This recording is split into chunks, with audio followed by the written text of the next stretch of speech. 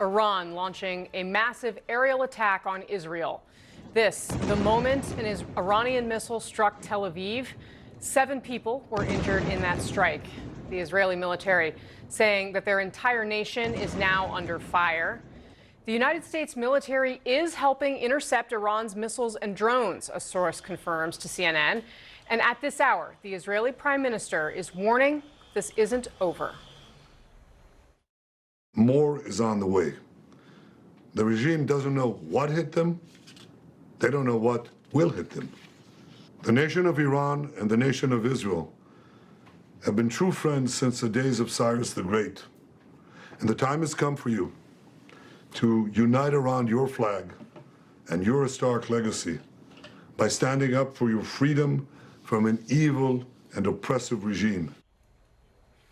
Welcome to our viewers in the United States and around the world. CNN is covering this breaking news from all angles across the globe. Oren Lieberman's live for us in Jerusalem. Jeremy Diamond is in New York. Fred Pleiken standing by in Berlin. He actually just returned from Iran. Kristen Holmes is at the White House, and we're also going to be joined by Colonel Cedric Leighton. Oren, I do want to start with you. You've been reporting throughout the night, occasionally from a bomb shelter. Take us through what's been unfolding in Israel and what you expect. Well, we're now out of that bomb shelter, Casey, and back in our bureau here on the 3rd floor in the building from which the CNN office operates here. And it is almost, looking back here behind me, a bizarre sight given how quiet it is late Friday night here in Jerusalem. That's because we spent much of the past hour and a half or so in a bomb shelter in the basement when the Israeli military and Home Front Command warned of incoming Iranian ballistic missile fire, sending not only us here in Jerusalem and in Tel Aviv, but effectively all across the country into bomb shelters for just about an hour here as 2 barrages of ballistic missiles, dozens of missiles in both cases, according to the Israeli military, were incoming. A short while ago, Israel's military spokesperson, Brigadier General Efi Defrin, said there were, in his words, less than 100 missiles fired. There were a few hits, meaning a few were able to penetrate Israel's air defenses, and there were obviously intercepts. We saw that play out in the skies over Tel Aviv and over central Israel, where not only is much of the population based, but there are also very significant military bases, the Ministry of Defense, Mossad headquarters in that area as well. And that's where we have seen Iran target in the past and where it appears they tried to target once again. Some of those missiles intercepted by Israel's air defenses, and we saw shrapnel falling down on the streets of Tel Aviv and on other places. There were reports of damage to buildings, damage to some cars, and shrapnel all across the streets there. Crucially, the Israeli military spokesperson gave a warning that there may be more incoming rocket fire throughout the course of the night, and the population is instructed to stay near bomb shelters.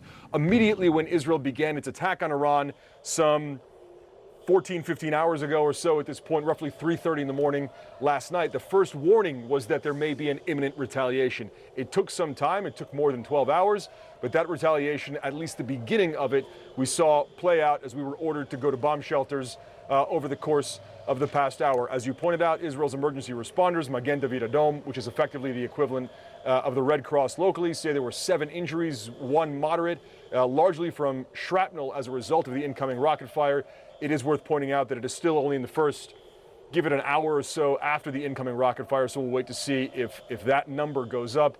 And again, crucially, there is an expectation that more may be coming. Israel had warned before now that the Iranian retaliation could be well beyond what we saw back in April or October, meaning more than 100 ballistic missiles, potentially drones as well. And we did see some drones launched earlier today, the vast majority of which were intercepted before they got to Israel's airspace. But this may not be the end of it, and that works both ways. Israel expects may launch more ballistic missiles, potentially more drones. And Israel has warned, we heard Prime Minister Benjamin Netanyahu say it right at the top of the show, that Israel is also prepared to carry out more strikes in Tehran. After early this morning, they went after the Natanz nuclear enrichment facility, a number of targets throughout neighborhoods in Tehran, ballistic missiles, surface-to-air missiles, and decapitated much of Iran's military leadership and some of the top nuclear officials in the country. I will point out one more thing as we wait here. We have heard from U.S. officials that the U.S. helped intercept the incoming ballistic missile fire.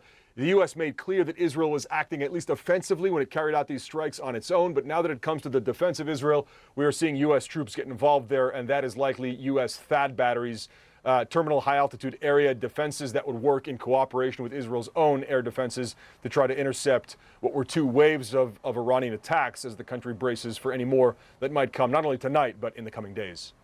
All right, Oren Lieberman, stand by for us. Thank you for that great reporting. And we should just note we are looking at live pictures right now on the ground from Tel Aviv. But I do want to bring in Kristen Holmes. She's live for us at the White House. Kristen, I understand you have new reporting on a call between President Trump and the Israeli Prime Minister.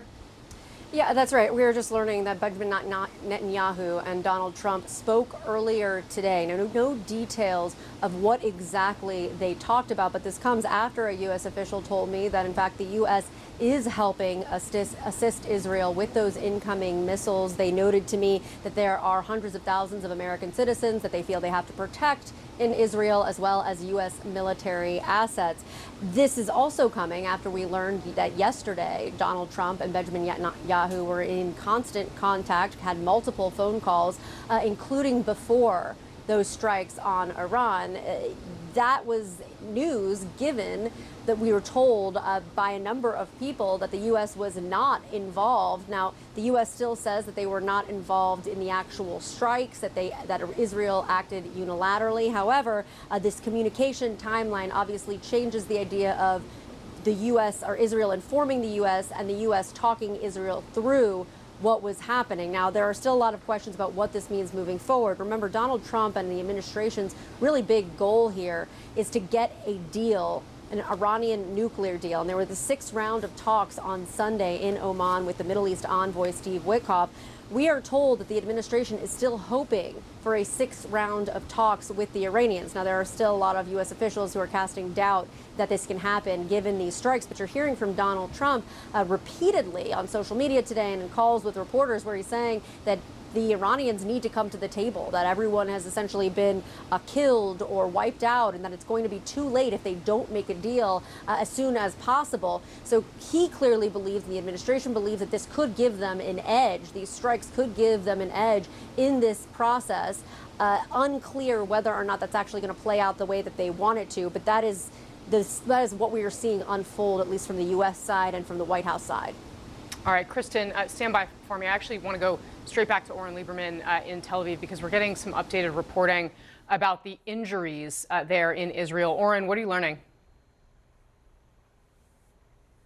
We just got an updated number from Magen David Adom. Again, that's effectively Israel's Red Cross, and the number of injuries that have come in from the incoming Iranian ballistic missiles. The latest update is there are 17 injured that we know of so far, based on Magen David Adom. In Tel Aviv, 1 moderately injured, 3 lightly injured, and then in a city called Ramat Gan, which is also in the central Israel area, 2 seriously injured, 1 moderately injured, and 10 lightly injured. There are also some statements from hospitals on men and women admitted as a result of the incoming ballistic missile fire. So again, as I had said, the initial number of 7 was only the first, effectively the first number as emergency responders got out there and evaluated the results of these strikes. This is a number that could continue to rise, but we will certainly keep an eye on it. Again, the latest right now that we have from Magen David Adom, and let me see if I can get you a time on this.